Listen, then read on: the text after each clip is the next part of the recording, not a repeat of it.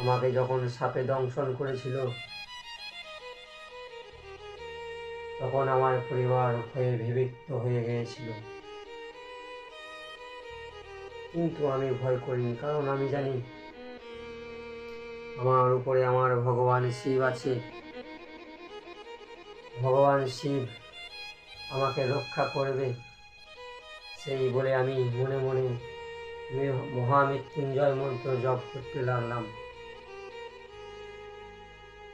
সেই জপ করে আমি আজও পর্যন্ত বেঁচে আছি। তাই ভগবান শিবের যে একটিবার নাম নেবে, একটিবার পূজা করবে, তার মন তো সন্তুষ্ট হবেই, কিন্তু তার অনেক পাপ শেষ হয়ে যাবে। গুরুগ্রহ যখন তীর ধনুক বার করতে গেল, আর সেই সময় একটি বেলপাতা ও কিছু জল ভগবান শিবের উপরে পড়ল, কারণ গাছের নিচে একটি শিবলিঙ্গ ছিল। আর জল পড়ার সঙ্গেই ভগবান শিব তার অনেক পাপ মুক্ত করে দিল।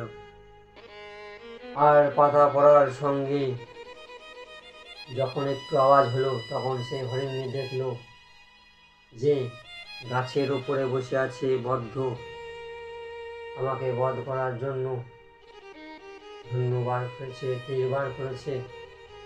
সেই দেখে হরিণী বলল, বদ্ধ, তুমি কি করছো? আর বদ্ধ তখন বলল, আমি তোমাকে বধ করব, কারণ আজ আমার পরিবার ক্ষুধার্ত, আমার পরিবার আজ সব না খেয়ে আছে।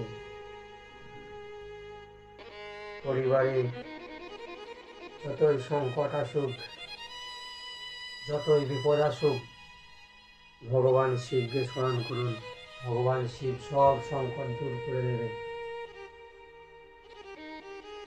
যখন বনচারী গুরুগ্রহ বলল, আজ তোমাকে বধ করব আর আমার পরিবারকে